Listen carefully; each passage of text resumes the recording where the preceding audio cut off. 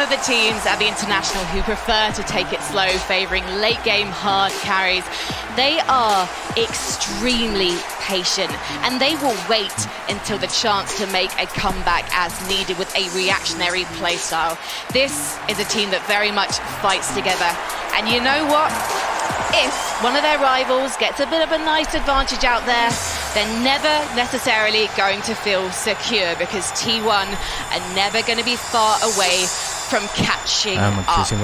How do you think T1 are looking particularly dangerous? Yeah, I think they're looking good. I think they had a little bit of a rough part after Animator, but they've really caught up now. All right, well, let's meet their rivals. It's PSG LGD. Chinese team.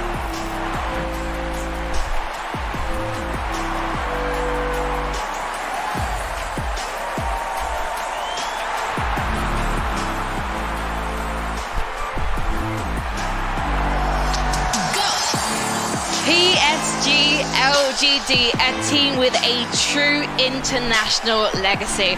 Release Kari Arme, he is a name who is synonymous with this competition. And on day one of the group stage, this team impressed with 4 one-sided wins in games against Quincy Crew and Team Spirit.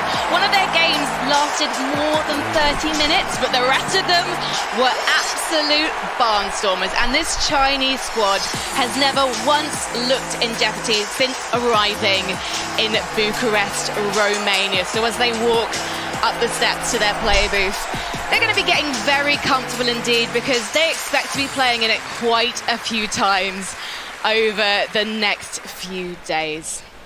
But let's find out just why these guys are so scary.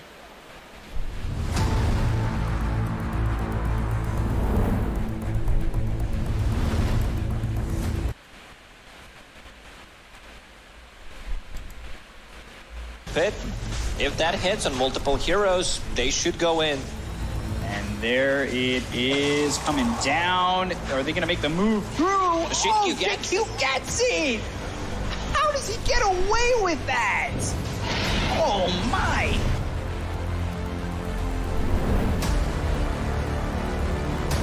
They could actually just commit for the roast with the Wukongs. They're going to try it. Balance out. Mars, pretty goddamn tanky. She can lose the kick out. That's a massive play. Queefa, who loses the Wukong's command, but now with the terrorized Arme, he's in. Battle trade pop. Do they have the extra control? Queefa trying to get a little bit of distance away, but Arme is locked on his target. Once again, Boxy, it's such an important ultimate, but it will not matter. Arena drop, controlling Liquid. They lose them all. Buybacks forced out here. The Atos is there. Puck down and done with Xin-Q, triple kill. An incredible fight there from the Earth Spirit. They want more blood as well, a massive fight for the Roast Pit. But Liquid, these are a lot of diebacks coming out. They're just feeding their life one after the other. But it's back into the fight as they got themselves the buybacks coming in from BG. They've got the Aegis on Hobbit, so killing off this Void twice is going to be a problem. With BKBB, Popeye, Ori, they'll go after this Void. They've got the Hex, they've got the Finger. Can they get the first life out of his hands? LSA, Infest, that's going to keep Ori alive for a moment, but the time on over on a Boyoyo, it's still not enough. BG in trouble. JQ with a 4-man stun. That was beautiful, coming in with the Scatter Blast. Oh, to 11 times. JQ's in. Ame trying to rip him up as they get the kill of the DY. That's 2 years in without a buyback. They've got the Red Cooks on a Boyoyo. Beat got around him. The kill out of the life stealer. They should be able to take this game and eat the series at 1. What a play by that Snapfire. Put everything on the line with that shard, just stuns them all. Yeah, a quad stun from a Scatter Blast. I've not seen that before. That's amazing. And then a sick cookie pull out as well. I kind of assumed that he needs an early blink with the puck, but no, he's actually going to sustain items with the mech. They're going to try and catch him out here, but very smart CP by him. Oh, actually, he Winter's Curse a creep, which was barely in range of the mag to Xin-Q. You goddamn genius. That was amazing. That was such a good play from Xin-Q. I was just about to say, this Magnus just made the play of the game. He got his team back into it because they wasted Exo, they wasted DK for him. But Xin-Q, he just completely changes the state of the game.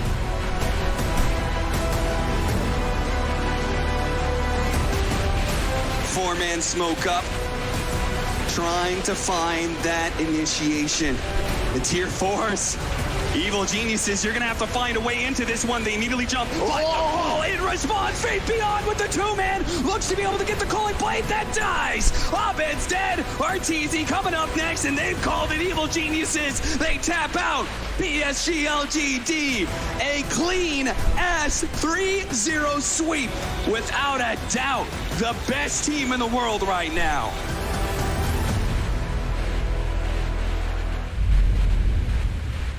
Tsunami is the man right? Are they the best team in the world right now? I think they are. I think you'd be hard-pressed to find a solid argument against them. They take elements from every single region. It's not just they're the best in China. It's not just like they're the best at one aspect of, you know, drafting or team fighting or something. From top to bottom, they have all the boxes checked. And the only shortcoming I would have thought is that maybe, you know, when it comes to TI pressure, Ame is the most familiar, Xiaowei, Xiaoba behind him, obviously, but the rest of it, I think, as storied of an organization as LGD is, some of the players may be a little bit more unfamiliar, but after seeing them at the Animajor, plowing through all the way, beating Evil Geniuses, I think that they're the best team in the world, but they'll still lose to Secret because that's what my prediction says. Well, I'm going to quote Aoi right to his face. You once said, Ari, that they're the least stereotypical Chinese team playstyle-wise since Wings Gaming. So I want you to explain to me what you mean and if you still stand by that. Yeah, I do still stand by that. I think when you think of Chinese teams, you think of a slow, methodical style, maybe waiting for your own timing. You know, you think of the turtle from Burning. He would just farm until he has all his items to be ready to fight. LGD are not like that. They have the most innovative drafts of the tournament, and also their playstyle is like some sweeping 4-man with Ame waiting to his timing. They have like the legacy of Wings in them. You can see how they play. They play off 2 lanes extremely well, play between those 2 lanes so they can get 5 people to fight. They set up for towers extremely well to the point where, I mean, they've also just been winning, so it's a bit of a skewed statistic. But I think they have the slowest towers being taken. Like, no one kills their towers early. And, yeah, no, they're just... It's as Tsunami said, they're just everything right now. I think it makes sense, too, that they have a little bit of every region, because they're literally famous in China for their insane work ethic, and we saw it at the Animajor as well, where like the camera guys were like walking behind just doing like cool camera shots of the teams, and like these guys are winning and just in the replay like huddled around together talking about like what they did wrong while winning decisively. I mean, that is insane. Yeah, I remember I was at a summit where Wings won, and they just won the tournament, and Y and Faith Beyond were watching the replay immediately after they won the entire tournament. It was the same at the Animajor. Like, I feel like they would win a match, and Xiaowei would actually yell at them. Like, Fiction was like, why? You're too far up.